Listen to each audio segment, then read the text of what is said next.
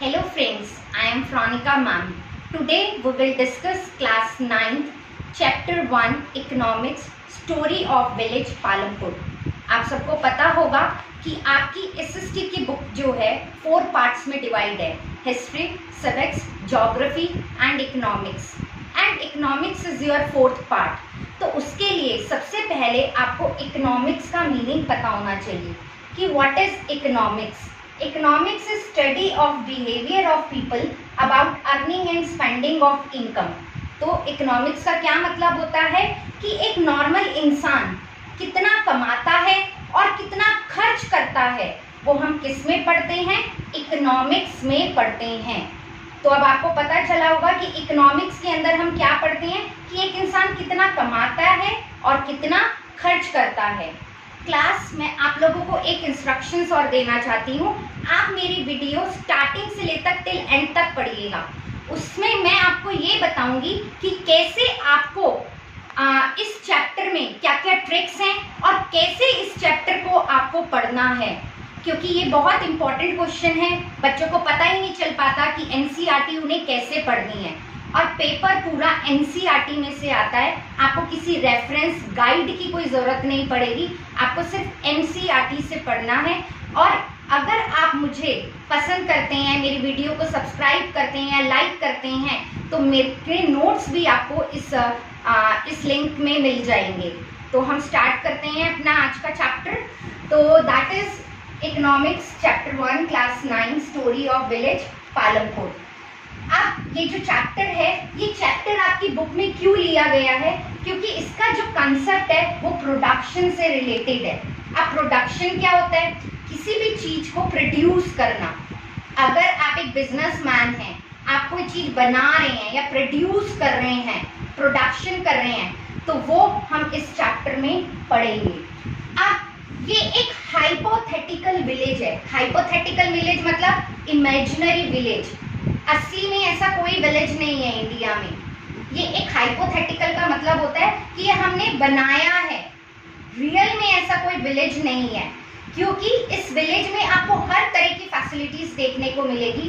Electricity यहाँ proper है, proper यहाँ पर स्कूल्स हैं, सैनिटेशन फैसिलिटीज हैं, इरिगेशन फैसिलिटीज है। और ये एक गांव में मिलना आज के टाइम में भी इंडिया के बहुत मुश्किल है।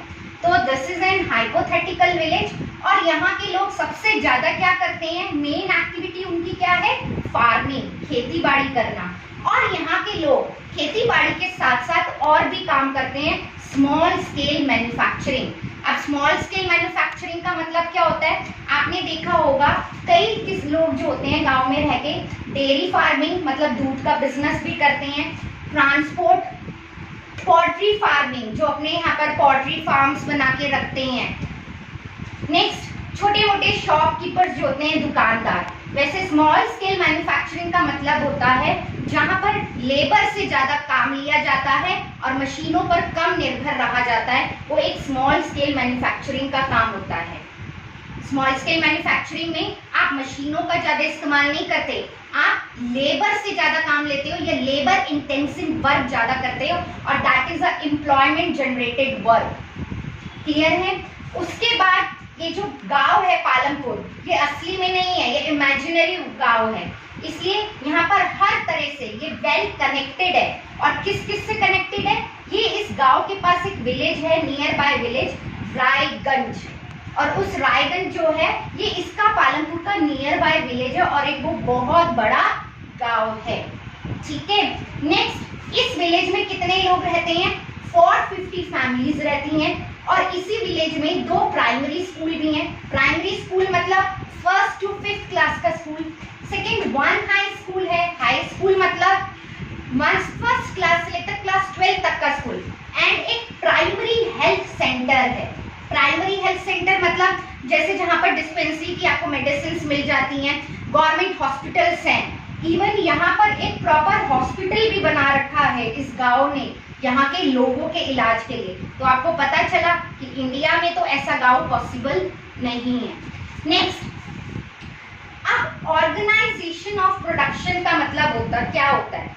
ऑर्गेनाइजेशन ऑफ प्रोडक्शन, हम किसी चीज को प्रोड्यूस कर रहे हैं तो हम उसे ऑर्गेनाइज कैसे करेंगे? ऑर्गेनाइज कैसे करेंगे। तो इसका एम क्या होता है, इसके लिए हमें क्या चाहिए, produce goods and services that we want. Production में जब हम काम करते हैं या कोई चीज प्रोड्यूस करते हैं तो हम वो क्या सोच के प्रोड्यूस करते हैं कि लोगों को वो चीज मिले, goods and services that we want. For example मान लीजिए मैं एक बिजनेसमैन हूँ तो मैं वो ही प्रोडक्ट बनाना पसंद करूंगी जो मार्केट में जिसकी डिमांड है। तो goods and services that we want, जो हम लोग चाहते हैं, प्रोड्यूसर उसी को प्रोड्यूस करता है। प्रोड्यूसर मतलब जो उस चीज को बना रहा है, जो उस चीज का प्रोडक्शन कर रहा है। क्लियर है? तो हम वो ही गुड्स बनाते हैं जिसकी मार्केट में डिमांड होती है। और किसी भी चीज को प्रोड्यूस करने के लिए 4 रिक्वायरमेंट्स की जरूरत होती है। अब इस क्वेश्चन को आप बड़े ध्यान से देखिएगा क्योंकि ये क्वेश्चन पेपर में आता है आपके। किसी भी चीज को प्रोड्यूस करने के लिए हमें 4 रिक्वायरमेंट की जरूरत होती है। First of all land, second is labour, third is physical capital and last is human capital. Again I am repeating, किसी भी चीज को प्रोड्यूस करने के लिए 4 रिक्वायरमेंट्स आपकी जरूर होनी चाहिए। लैंड, क्योंकि मैं आपको बता दूं, आप एक सिंपल एग्जांपल लीजिए। अगर आपको कोई फसल उगानी है तो वो फसल आप कहाँ उगाएंगे? जब तक आपके पास कोई लैंड ही नहीं होगी तो आप कैसे कोई क्रॉप ग्रो करेंगे? इवन अगर आप कोई छोटा सा बिजनेस भी स्टार्ट करते हैं तो सबसे पहले उसके लिए क्या जरूरत होगी? That is land. सेकेंड आपको क्या जरूरत होगी? लेबर।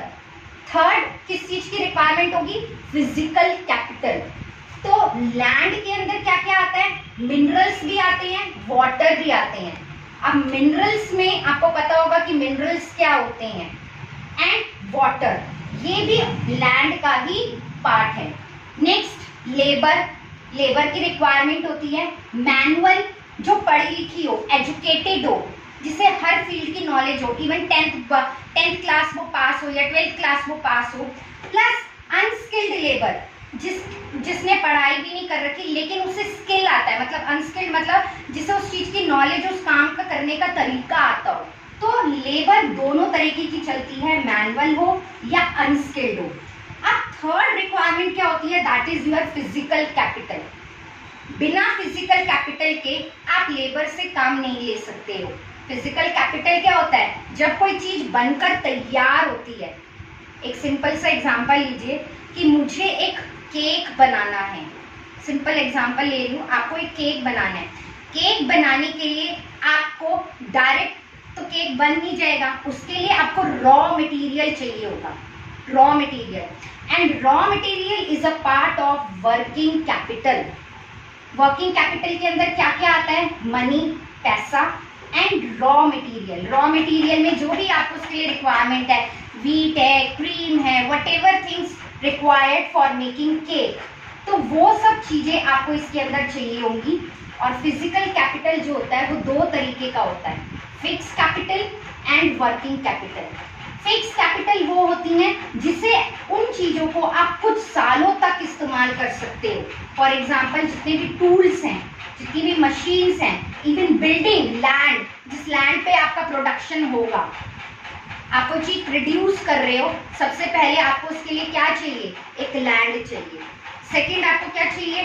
जहां पर उस लैंड पे अकेले तो काम नहीं खड़े होने लग जाओगे, क्योंकि आप तो बिजनेसमैन हो, आप ऑनर हो, आप खुद तो काम नहीं करोगे, उसके लिए आपको क्या रखनी पड़ेगी? लेबर।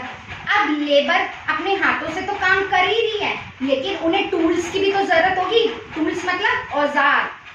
तो वो क्या है? Physical capital. लेकिन फिजिकल कैपिटल में भी वो किसका पार्ट है? That is fixed capital.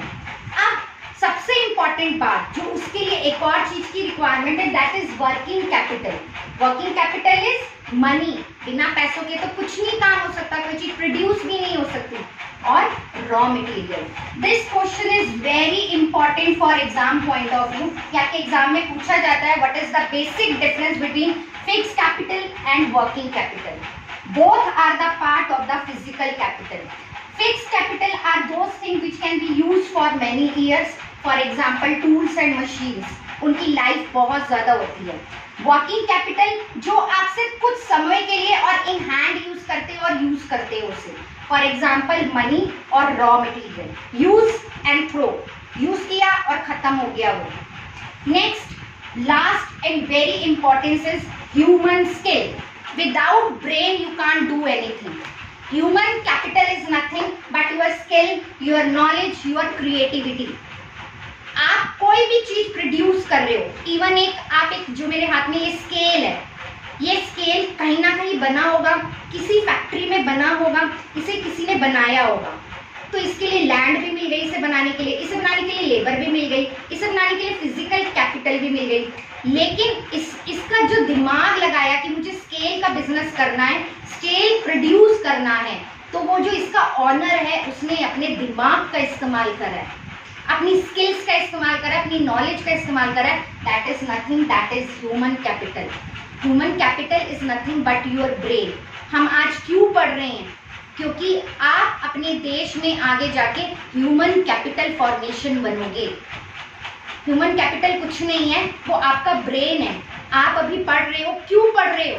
क्योंकि आपके ब्रेन में एक चिप है। जैसे जैसे आप बढ़ते जाओगे आप अपने देश का एक ह्यूमन कैपिटल बन जाओगे और आगे जाके वो हो जाएगा ह्यूमन कैपिटल फॉर्मेशन। क्योंकि आप ही में से कुछ लोग डॉक्टर बनेंगे, कुछ लोग इंजीनियर बनेंगे, कुछ लोग बिजनेसमैन बनेंगे और आप अपनी चीजें खुद प्रोड्यूस करोगे, खुद अपनी क्रिएटिविटी निकालोगे। That is your human capital of your country. Next and the last thing जो that we will discuss today is factors of production. किसी भी चीज को प्रोड्यूस करने के लिए किन किन फैक्टर्स की जरूरत होती है? That is land, labour. Here K is nothing but capital. Economics में we write K as capital and Y is nothing but income. This is economic symbol. Y is income and K is capital. Land, labor, capital and the entrepreneur. Entrepreneur मतलब businessman या owner of this production house. Thank you. Stay home.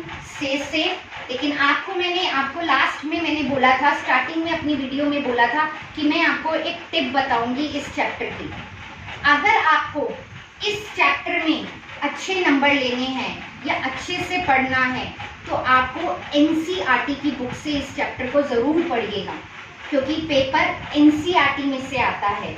और इसमें मैंने आपको 2 question बहुत important बताए हैं।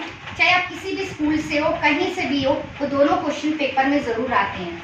Difference between fixed capital and working capital. What are the 4 basic requirement of production and what are factors of production?